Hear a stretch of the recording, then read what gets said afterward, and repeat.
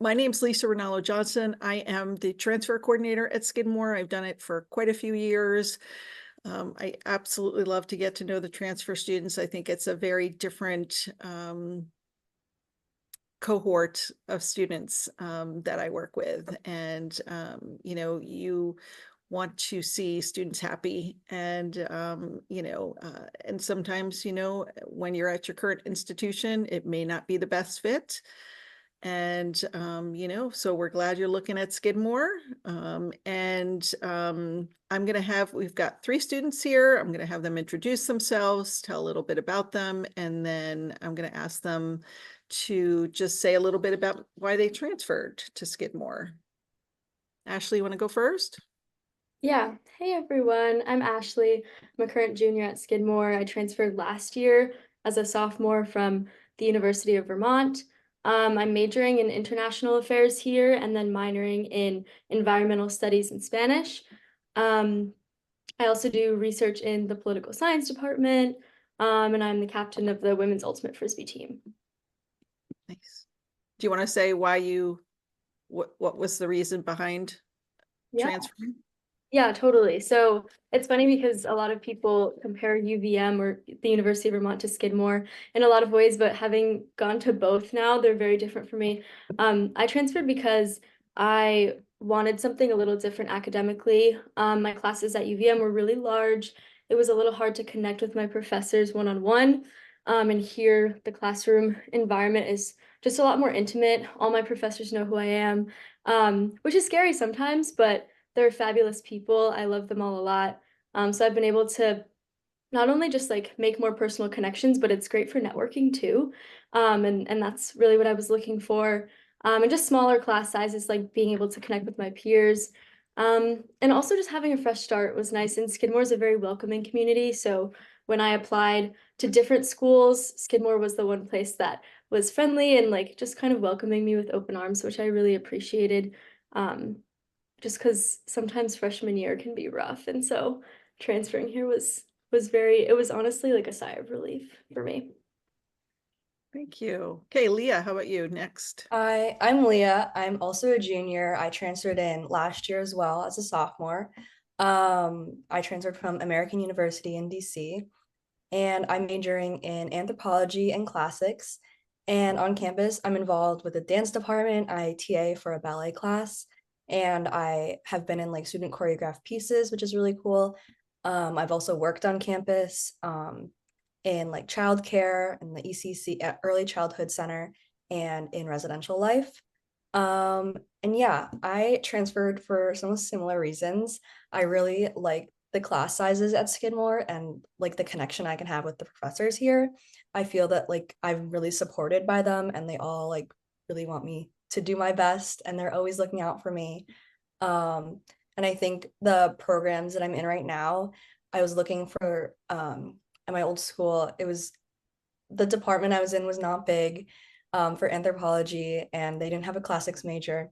And so I found that the programs here are really strong and robust and have a lot of opportunities within like anthropology. You can take a variety of classes in like all of the disciplines. And yeah, I feel like they have really strong programs. And that was one of my main reasons for transferring. Hey, thanks. All right, Kian. Hi, my name's Kian. I'm originally from like around the Seattle area, so Western Washington, completely other side of the country. At Skidmore, I'm a math major. I am unfortunately not minoring in anything because I'm also doing like the pre-med requirements. So the classes I'm taking, they're just like in all these different departments and they don't really form a cohesive minor or anything. But I'm also able through that, through doing those science courses, I've been able to get an opportunity in the chemistry department doing research. So I'm currently doing research in one of my in a professor's lab there. It's like computational stuff. And then for like extracurricular things, I'm involved with Cooking Club. I'm their health and safety coordinator. And I am also involved with Figure Drawing Club as their treasurer. And I recently got accepted into Skidmore's EMS services. So I'm going to be working as an EMT at the college now. And the reason as to why I transferred, a little bit different from, I think, a lot of other people's reasons for transferring. But I was at a community college for my first 2 years of college, and they didn't offer 4-year degrees in what I wanted. So the time came when I did have to transfer. Even though I did like the environment I was in a lot, I wanted something a little similar, I think, in terms of class sizes and how well the professors would know me. And that's why I settled on Skidmore. Excellent. Thank you so much. So I'm going to just kind of mention that there's a Q&A feature. So if you have questions for me or any of the panelists, please use that Q&A feature to ask your questions. We will probably answer some of them, in the Q&A, but we can also answer some of them live if we feel like it would be a good thing for sort of everybody to hear. So a little bit about applying to Skidmore. It certainly is a little different to apply as a transfer student, and it can be a little nerve-wracking as well. So we certainly understand that. We do a very holistic approach in terms of how we evaluate applications. We are a common application school as well as a coalition application school. It is different for transfer students. It's a common application for transfer students. Do not use the one for first-year students. And so just make sure you're using the correct one. So with that application, there is a Skidmore supplement, and there's a few kind of short answer questions on there, but really not, too much. I think it's pretty doable. Basically, we're going to ask, why do you feel Skidmore is a good match for you? Community and citizenship are really important at Skidmore, and how could you contribute to our community in that way? So those are the kinds of things that you need to do to apply. There are certain documents that we need as well. So we definitely need any college transcript.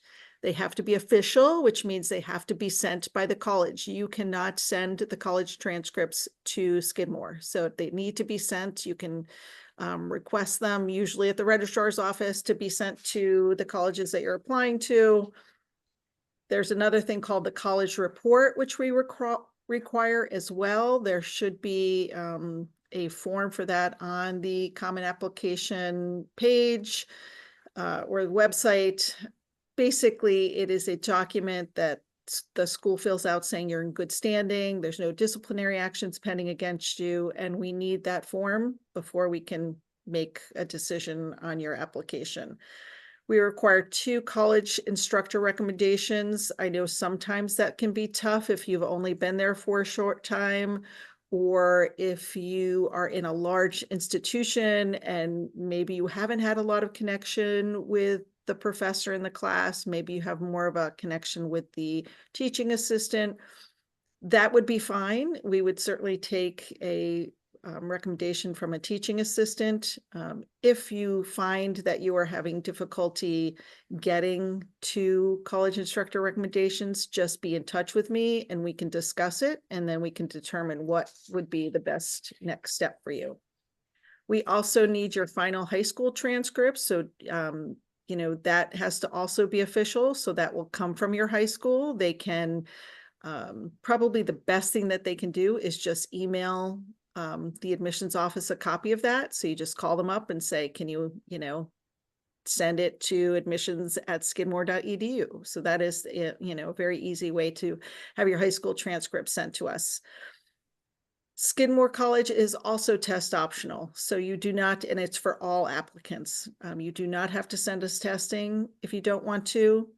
That is up to you. We're not going to hold anything against you if you don't.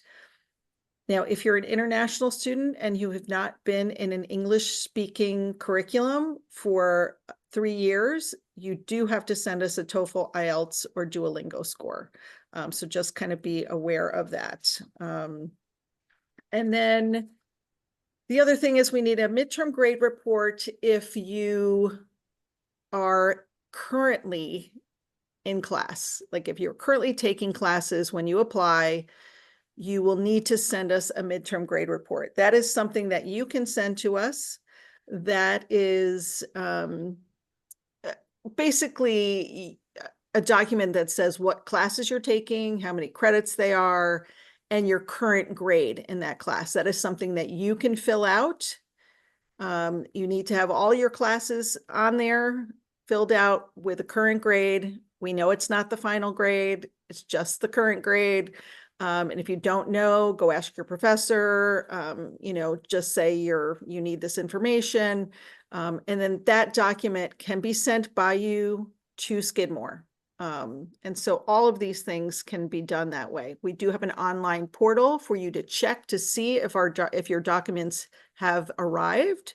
Sometimes it takes a couple days. So if you just sent it, do not, be nervous that it's not showing up yet. Give it a couple days, and usually it's showing up that way.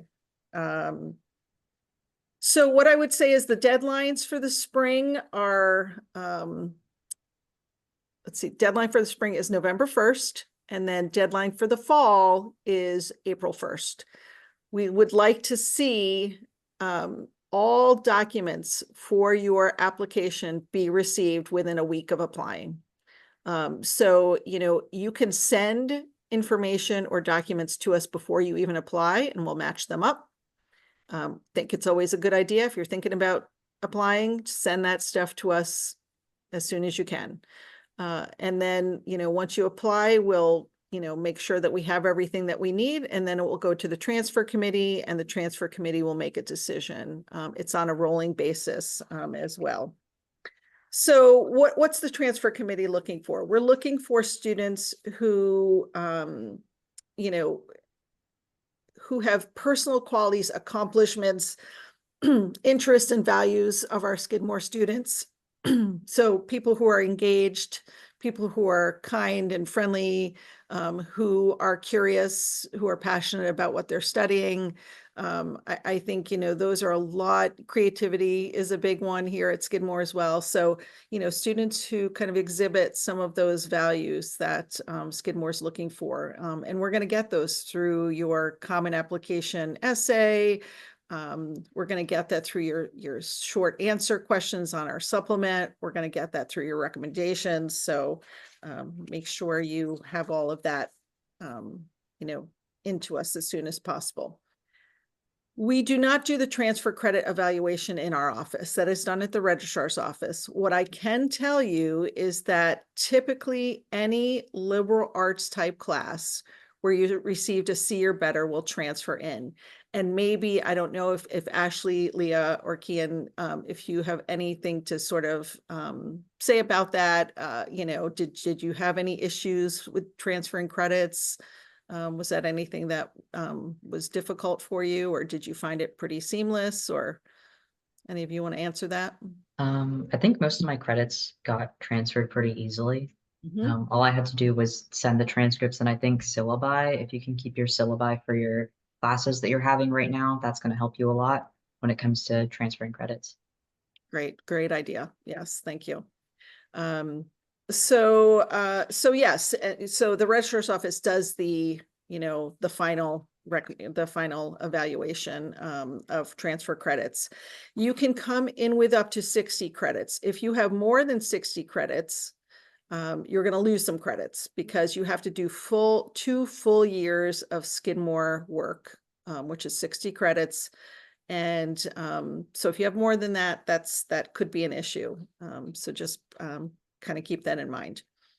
In terms of financial aid, we don't have any merit aid for transfer students. We just have need-based financial aid. We still meet full need for all of our transfer students, and we do give great financial aid packages. If you are applying for financial aid, you need to submit the FAFSA and the CSS profile. Both of those documents need to be in our office, again, very quickly after applying, so that we can determine what the financial aid package might look like. International applicants, it's a little different. We will need the FAFSA at some point, but we do have an online electronic financial aid application through the admissions portal for international students. So you would fill that out, and then that would give us some information before, I didn't mean FAFSA, I'm sorry. I misspoke. You need to fill out the CSS profile as an international student. But before you do that, you can actually fill out the online electronic financial aid application.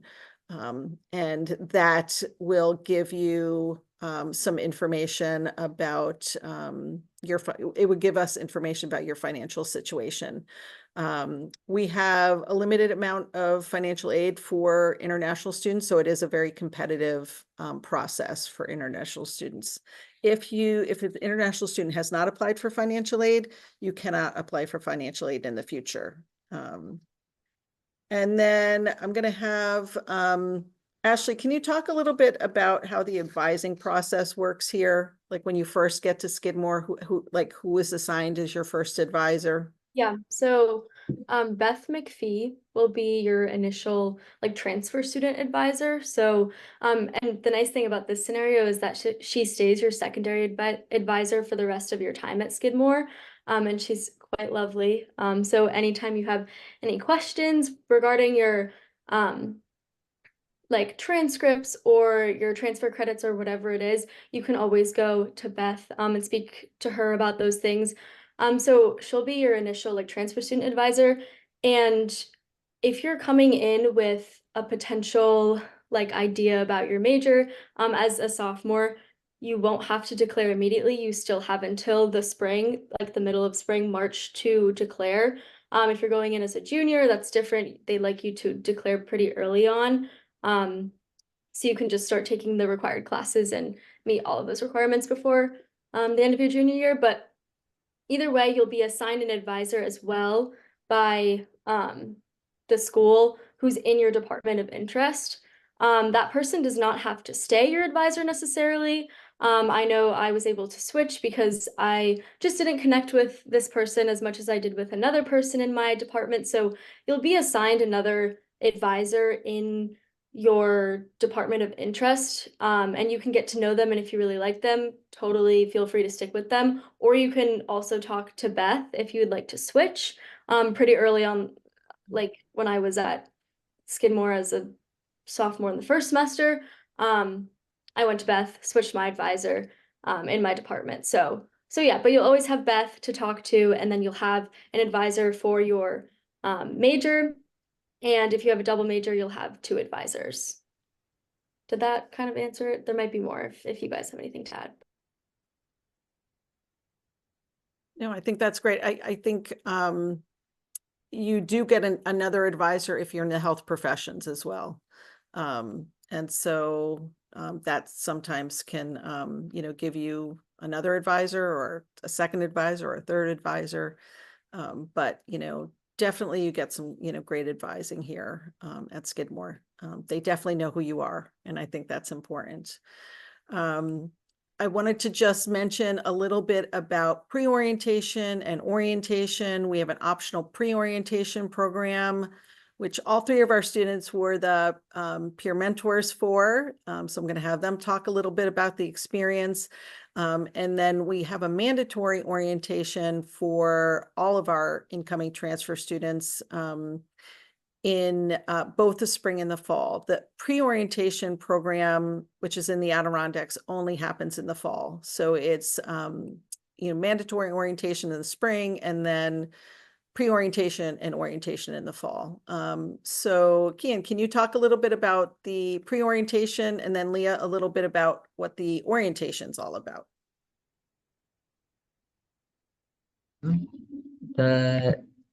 Sorry, hold on.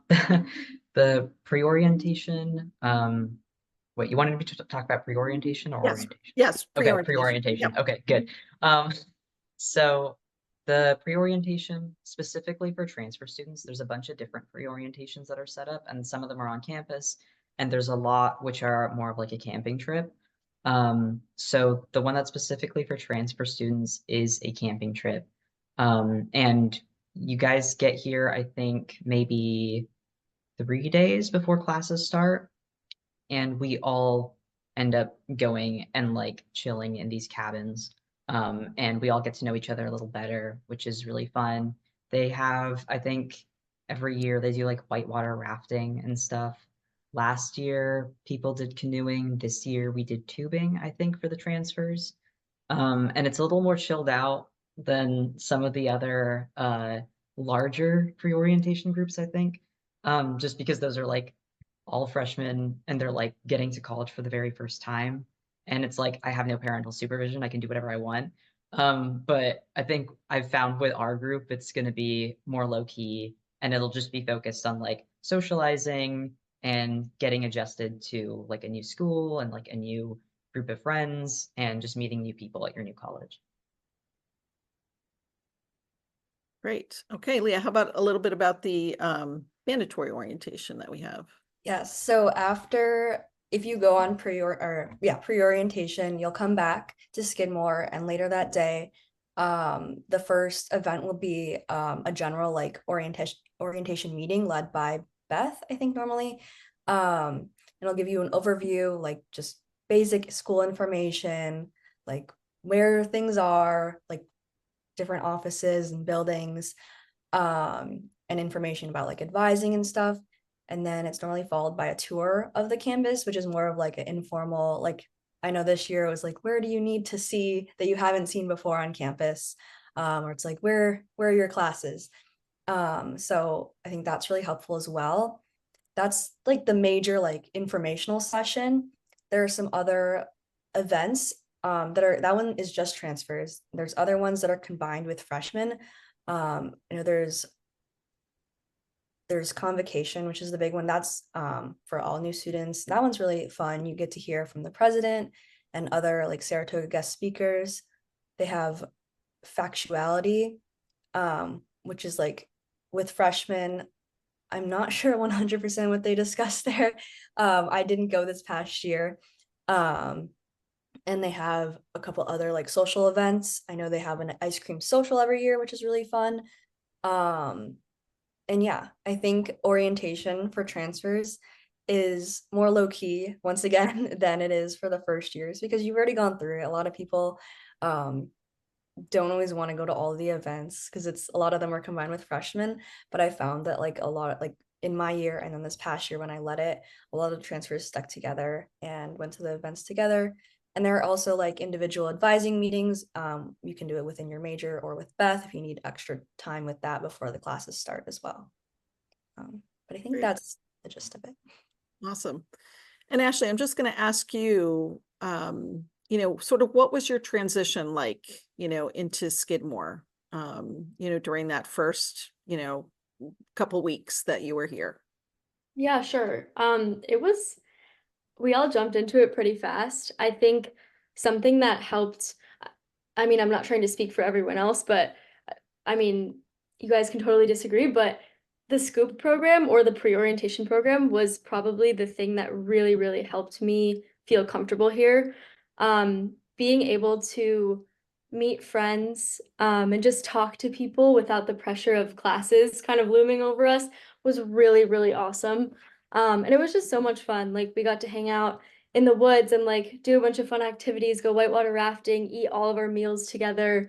It's a great bonding experience, honestly. And so I think that was the first really great step, just acclimating in this environment. And then moving on campus too, and like making friends in the pre-orientation program was really awesome, because you kind of like stick by those friends for a little bit, and that's great because I'm still friends with a lot of them today. I live with 3 other people who are transfer students, and I love them dearly, including Leah, actually. And yeah, so I would say it's one of those moments where you might feel like a little bit attached at first, kind of restarting, and it feels like freshman year a little bit, but in the most exciting way, I would say, because you're starting fresh and you've already been through a different experience before, and now you're like jumping into it and you have a more concrete goal, like you know what you want this time. So that was just fun for me. I think also being more comfortable in the class environments too. It was definitely scary at first. And I was like, oh, wow, I just went from sitting in lecture halls that were 200 students big, and now I have like 15, 20 other people in my class. And it came as a bit of a shock at first. And then I was like, oh, wait, I think I could really get used to this. And also joining clubs too. Like the club fair happens pretty early on, which if you're a transfer student listening to this, you might be familiar with that format. All of the clubs will set up a table outside on one of the greens, and they'll all shout your name, like wanting you to sign up for their club, and you just kind of write your name on all the ones you might be interested in, so you can feel it out, and you'll get emails, you can attend a meeting or two.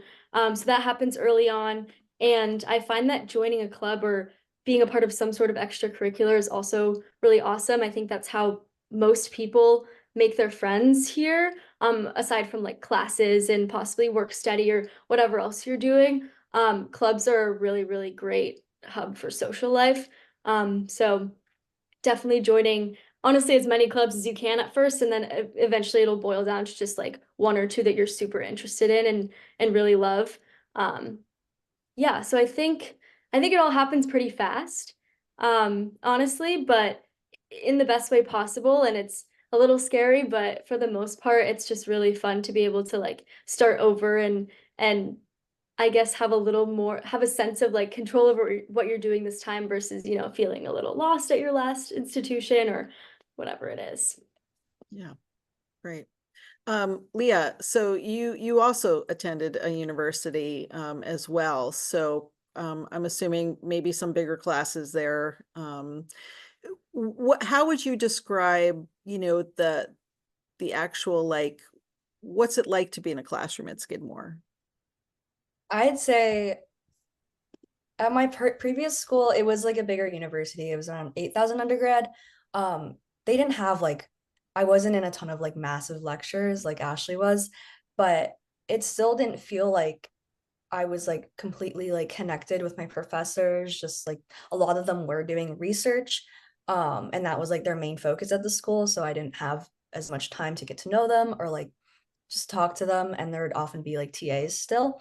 I think here you will get to know everybody in your class. Like you will know people within, especially within your major. Like I'm in a decently small department, but I know a lot of people like anthropology majors and classics too. And your professors will know your name. I've even had professors I haven't had in like the anthropology department come up to me and like just introduce ourselves, and it's really nice. And in your classes, like it won't be that it'll have lectures and like, as all college classes, but there will be a lot of room for discussion. You'll be able to talk to like professors and peers and discuss things. Like I feel like anything I have to say is really like well accepted, and like people are willing to listen and talk about like what I have to say, and like I will listen to my peers as well. So I think it's really welcoming in my classes, and my professors are also just quite supportive, and I feel like if I have a question, I can go ask whenever I need it. If I need help, I can go up to them and they're always willing to help me. So yeah. Great, thank you. Just the other thing I want to talk about is Saratoga Springs. I mean, it is such a great small city. I think our students love to be, to have the lively sort of downtown area. We've been ranked as one of the best college towns with the best main streets in the country.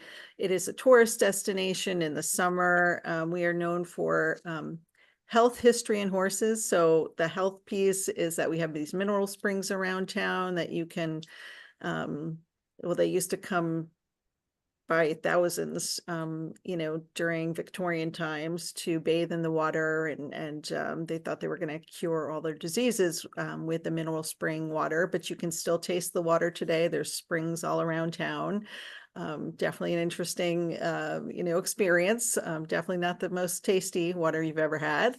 But the history is the fact that we have a lot of history around us. The Saratoga battlefield, which turning point of the American Revolution, is in our backyard. There's lots of historic things around us. And then we have the oldest horse racing, thoroughbred horse racing track in America in Saratoga Springs. So lots of horse related things around, but really lots of great restaurants and shops. And there's a farmer's market. There's a great movie theater and bowling alley and lots of music, and you know, we're close to the Adirondacks, so lots of outdoor kind of activities as well. So I think we're in a really, really great location. Kian, what do you like to do downtown? Um, I like one Indian place downtown. Because like I'm used to, I think, being from Western Washington, we have a lot of like South Asian and Eastern Asian immigrants, including my family. So I'm like used to having really good South Asian food, and there's like a couple places downtown that do measure up. I actually brought my parents there during the summer, and they really enjoyed it. And like I think my mom was actually talking with the restaurant owner like Hindi or something, which is cool. Um, but yeah, it's also like if you have a car or your friends have cars, you can also rent out one of the Skidmore vehicles. You can drive out to Albany and do stuff there as well. Like I was there this weekend with my roommates, and that was really fun. So it's not like there's stuff to do downtown, and there's also like tons to do in the surrounding areas. Towards the beginning of the semester, me and a group of friends went to like the hot air balloon festival. That was pretty cool Yeah. as well. But yeah. Yeah, a lot of students did that. That's up in Glens Falls, right? Which is not too far away, but it's become quite popular. And a lot of Skidmore students were getting up early to go to the Hot Air Balloon Festival, which is really cool. We just had the Saratoga Book Festival as well in town, which was awesome. I got to see a couple well-known authors, and it was very exciting, free, you know, for everyone to attend, which was great. So lots of good things happening in Saratoga Springs. Ashley, what do you like to do downtown? And then I'm going to ask Leah, what do you like to do downtown? Yeah, that's honestly, it's a loaded question because we really try to do a lot of things. Sometimes I mean, also we do things that are not right downtown because Saratoga is kind of a fun central spot between bigger cities. I'll talk about what we do downtown first, though. We this semester, my housemates and I went to see a Pitbull concert because the SPAC, or the Saratoga Performing Arts Center, which is in the Saratoga Spa State Park, is a really awesome location because that's where seniors will graduate. That's where commencement happens. But it's also where a bunch of cool performers have shows. So like Noah Kahn was there at one point, and Niall Horan, and like a bunch of cool artists. So this year it was Pitbull, and the lawn tickets, which those are the tickets we got. They were pretty cheap. And you can still hear everything perfectly fine. We could see everything perfectly fine, honestly, because you're just like kind of standing on a hill, everyone's dancing. It's honestly, it's a great time. So that's one thing that we did this semester.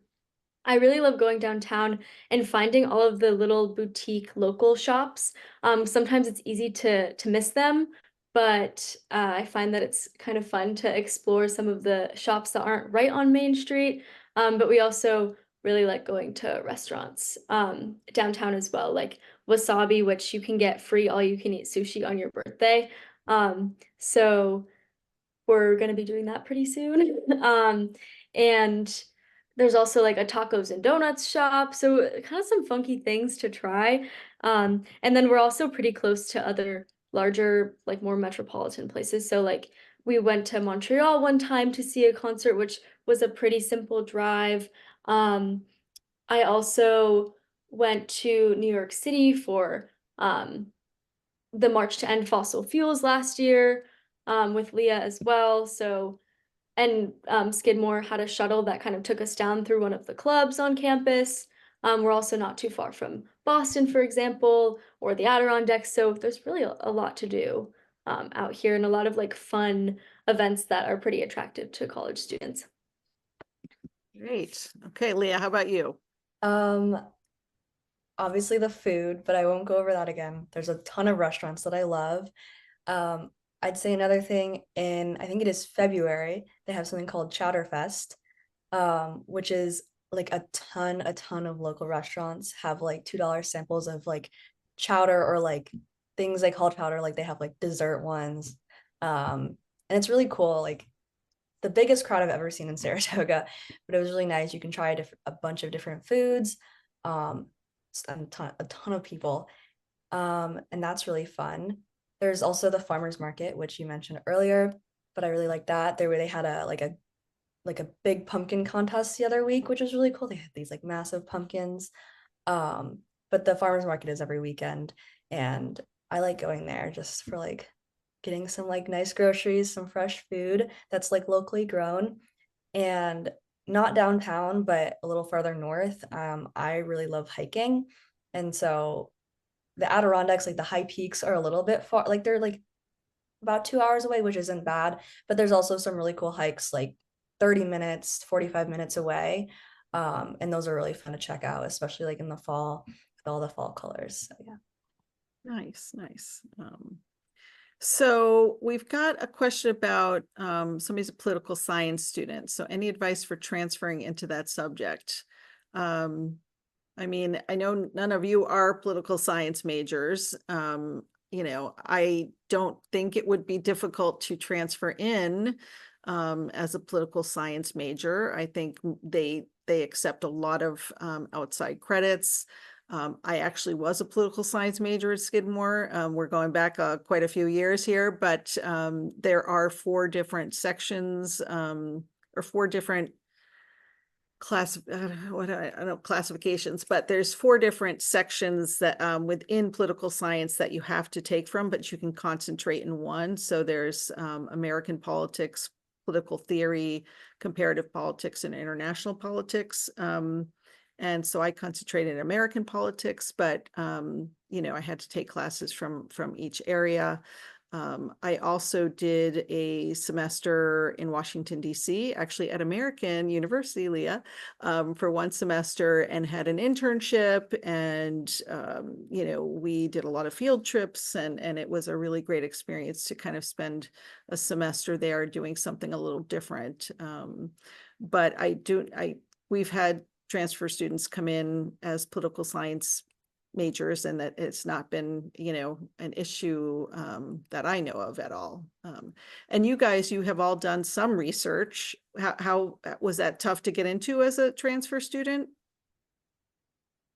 Another thing that I liked about Skidmore when I was applying was the fact that we don't have graduate students here really. So we're not having to compete with people who are like much older and much more mature and who have way more experience than we do. Um, so it's really easy as an undergraduate student to just get research opportunities. For me, doing research in the chemistry department, um, like my very first semester, I was in the first intro chemistry course. And my professor told all of us that there was a research open hour happening fairly early on. I think this might have been like around this time last semester or last year. And it was like pretty casual. Just the professors talked a little bit about their research. They talked a little bit about the kind of students they were looking for, but they weren't looking for students with tons of experience because with a lot of these research labs, you're going to be learning things on the go. Like my research lab involves a lot of like biochemistry. I have not taken biochemistry. I haven't even taken organic chemistry yet. But I've learned a lot through that lab, and I honestly feel like I'm going to be more prepared in those classes later on when I do finally take them. But it wasn't hard to get involved in research at all. It was very easy and straightforward, I think. And it happens in all different areas, not just the sciences, which is really nice too. So you're working directly with a faculty member who is going to get to know you well enough that they can write you a great recommendation if you want to go to grad school, or they can be a great reference for you if you want to get a job right after college. So, you know, it's a great way to get to know a professor really well. We've got a question about housing. Can you guys talk about housing? Who wants to talk about housing and how that works for transfer students? I can talk about it. Okay. So I transferred in as a sophomore, and I kind of had a unique thing happen. I was placed in an apartment. Unfortunately, this does not happen to sophomore transfers very often. They kind of somehow ran out of, I don't know, they ran out of options. It gets very full. But normally as a sophomore transfer, you live in the dorms. and you are most likely, a lot of transfers are put in singles. You can like talk to residential life about like what your needs are. And of course, if you have accommodations as well. And I know most of the people I know have gotten singles as a transfer. After that, a lot of juniors and seniors are able to live in the apartments. I've lived in the apartments for the past 2 years. I really love it. It's a great option for on-campus housing. It's really nice, but it's not, the apartments aren't guaranteed, but majority of juniors and seniors can live in the apartments, and yeah, it's really nice here.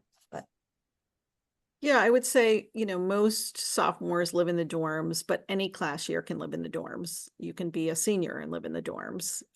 If you're living in the dorms, you have unlimited access to the dining hall, and the food is actually really good here. We won awards for our food.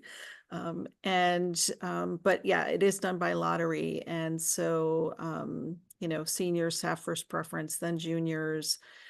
So most of them live on campus. 90% of our students live on campus, and you are guaranteed housing for all 4 years at Skidmore. Yeah, so maybe Ashley, can you just explain how the dorms work? Like how is that, suite style kind of, can you explain that? Yeah, sure. So my situation was also a little bit unique because I started by living in one of the residence halls on campus, and then I moved into an apartment just through some of the friends that I made during the pre-orientation program. So, but I did start in one of the residence halls. I was in the Johnson Tower, which is the tallest and largest residence hall on campus. And there's most of the residence halls on campus are suite style. So you'll typically have 4 to 8 other people in a suite. You'll share 2 sinks and a bathroom, so like a shower and a toilet, between 4 to 8 people. And sometimes you'll have a couple people who are in singles, and then sometimes there will be a triple or two, and then maybe a double or something. So I remember I was in a double with someone for a little bit, and then there were a couple more, there was like a single and a couple more doubles. So you'll have a variety of kind of people in your suite, and you'll also live with different people in different years. So it's not just all going to be freshmen in one residence hall or sophomores in another residence hall. You'll kind of have a mix of people on your floor, which I find is actually quite nice, just to get to know people in other class years. You're not like separated in any sort of way. The only exception is Wicking Hall, which is a residence hall on campus that's not suite style. It's like a more communal style housing setup. So you'll have, I think it's like, I'm not sure exactly what it looks like because I haven't seen them necessarily, but communal style is in you'll share the space with the floor. And it's like a set of sinks, a set of showers, a set of toilets. So a little bit different, but you're still going to have a mix of years on your floor. And that's really the only exception. But yeah, and there's also a couple of like living learning communities on campus. So if you have a preference and you have some interests and you'd like to live with people who have similar interests, when you're filling out the housing form and you're an incoming sophomore, you can put down a preference for like a type of community you might want to live in, and they're separated by floors. So in the Johnson Tower, you'll find a lot of these. Some of them include the quiet floor or the women's floor. I was on the women's floor, which is like kind of paying its respects to the fact that Skidmore was once an all women's institution. And there's also like sustainability housing that's in a different residence hall. So you kind of have a few options if you would like to possibly live with people who have similar interests. You might be placed there. You can also, when you're filling out your housing form, you don't have to preference anything at all. So. Great, absolutely. We've got a question about differentiates or differences between a minor and a major. I'm going to ask, how difficult is it to double major here or major and minor? So who would like to take that one? No one. Actually, go. Sure. So, I have one major and then I'm double minoring. I think that it's really common to find people who are double majoring, double minoring. I know some people, which this is crazy, but they're like double majoring and double minoring, or like they have a triple minor. That does happen. I think that what happens is, you know, a lot of students, because it's a liberal arts school, you're required to take classes in many different disciplines, regardless of your major. So obviously you specialize in, your classes sort of shrink down and you start taking very specific things that apply to maybe just your major. But you also have to meet a certain level of requirements. So you'll be transferring in with some, but others you still, like, I still have to meet a few requirements myself. And that way you can like possibly be introduced to some other subjects. And if you do that, you might be interested enough to continue taking those classes. So sometimes the stars just align for people, and you can possibly just add a minor and take a few extra classes to um, receive that. For my case in particular, like as an international affairs major, I'm required to either double major or minor in something, because my program's interdisciplinary, so I have to take classes in different departments. But it really is very common to combine a whole variety of things. My minors are environmental science and Spanish, which a lot of, you know, some people are like, oh, that's an interesting combination. Others are like, okay, it makes sense. But I also knew people who, I had a friend who majored in physics and she minored in mathematics, dance, and maybe English. Yeah, it was English. So very different things. And she was just able to make it work because some of your credits for your major, like a couple of classes can transfer into your minor, and then you just have to take a couple more classes to like make up the difference. So it's kind of relative to the specific department too, but you can totally do it if you want to. I think it's a place where it's encouraged, you know, to put a lot of things together. It depends on you know, transfer in to Skidmore as well. I mean, if you're transferring in as a junior, you're going to have probably a little less flexibility, depending on what you're coming in with. But I definitely know students who have you know, double majored in two very, very different things, or they are coming to Skidmore because they love something that they really haven't been able to do, maybe, you know, a performance art or, you know, something along those lines, and they just want to continue doing that, but they weren't really given that opportunity at their other institutions. So you can major whatever you want or minor whatever you want. Yeah, I can yeah. say, I'm doing a double major, Yeah. and I'm actually starting the second major classics like pretty late. And I still like I've planned it out. I've talked to like advisors in both departments, and it's definitely doable, even starting it late and transferring in, even though my first year I took mostly like general requirements because I wasn't sure what I wanted to do. Um, so I think it's very doable. I know like the majors are normally around like I think my major's around like 33 to 30, around the 35 range for credits, and then some of the minors are from like 18 to like 22. Um, so doing multiple things is definitely very doable. Um, and I will also say at dance, I am potentially doing a dance minor. We'll see if it fits because I am double majoring. But yes, like at a lot of other schools, like you can't combine like, you know, like dance with like anthropology or whatever. But even if you're not majoring or minoring, you can still take like classes in like performing arts, studio arts, and it'll count like you can count things towards like your general requirements. And it's also just like really fun to like be able to take classes in something you love, but also pursue something different as well.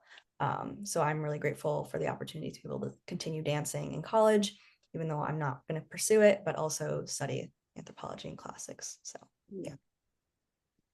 Kian, can you answer a little bit like what's a typical semester look like credit wise for you? So I think when I first got here, I was trying to take like 20 something credits. And then I quickly realized like in the first week that that wasn't going to happen because I had no time to eat lunch and stuff. And it was like back to back 5 classes, which was awful. Don't recommend doing that. So I think I dropped one and then I was about at like I want to say 16, which I feel like is pretty normal, like around 15 Mhm. credits, I feel is like the usual amount.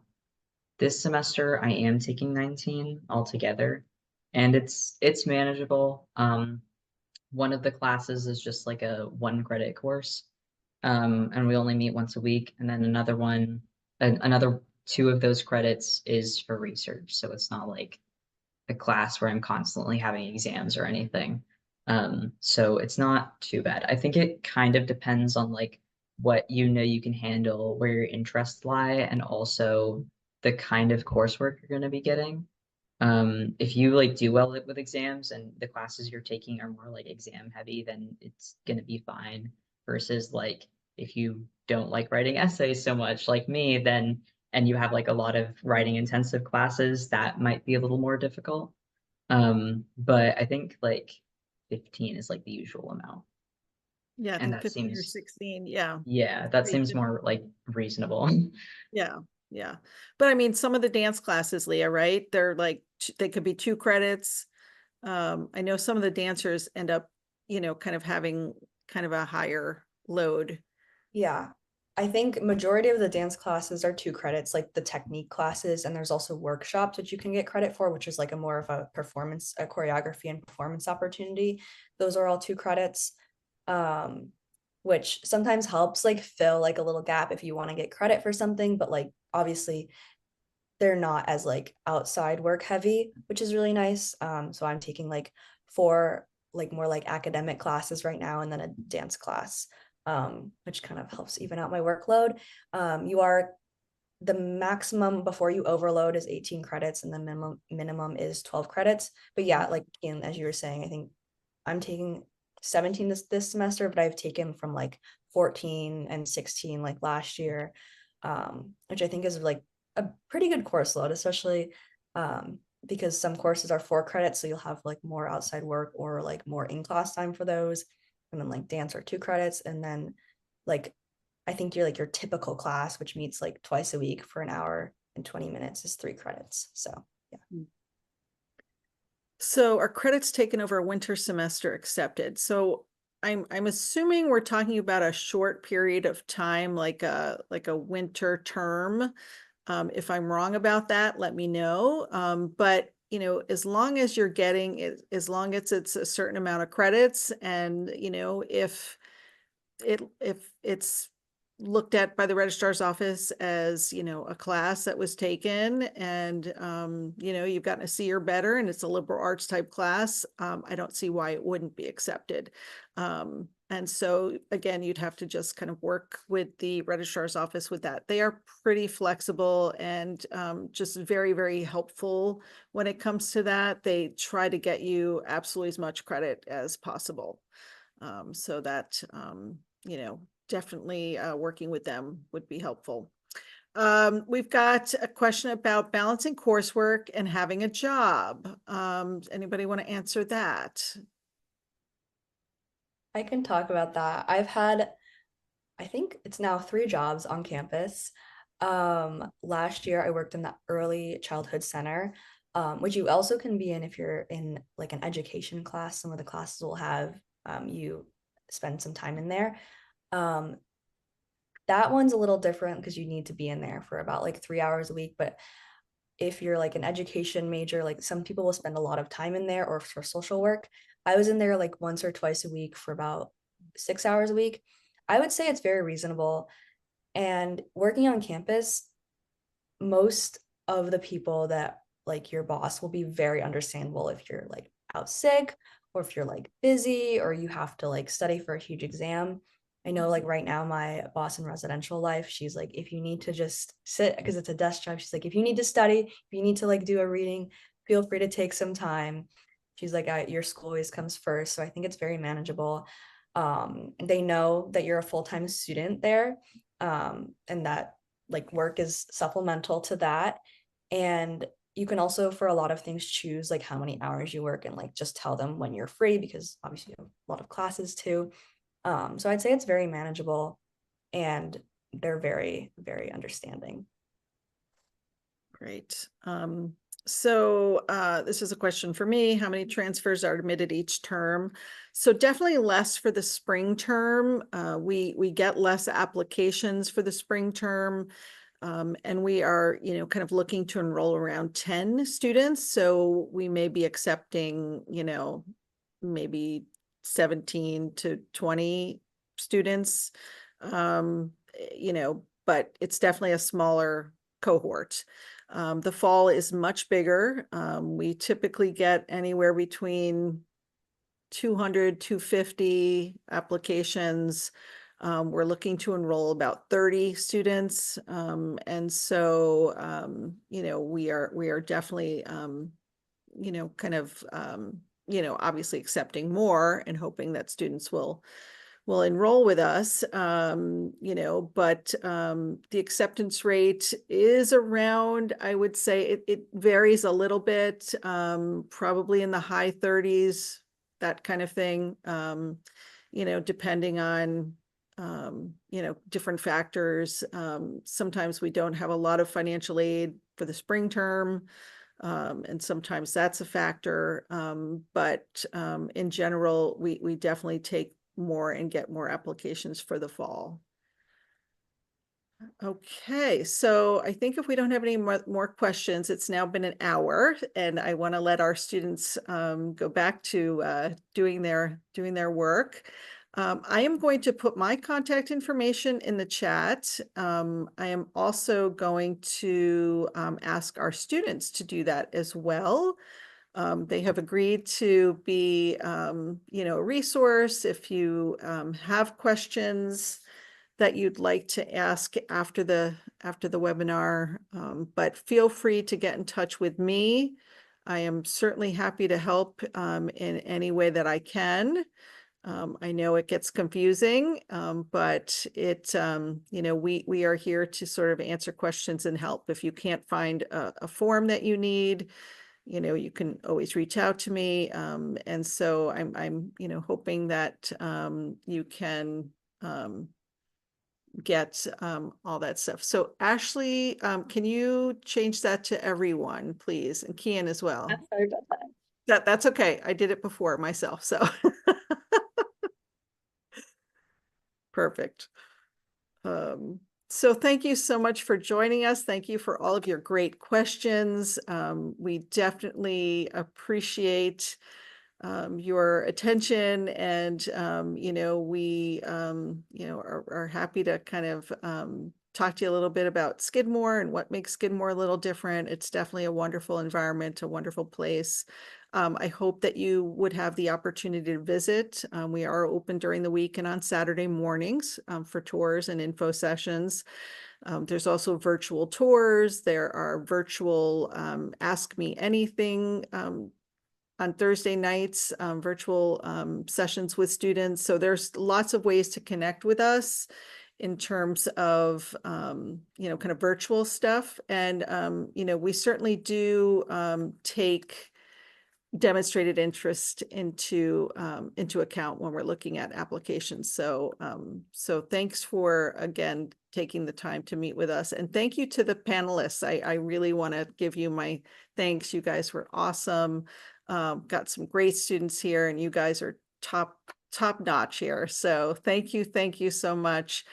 Good night, everyone.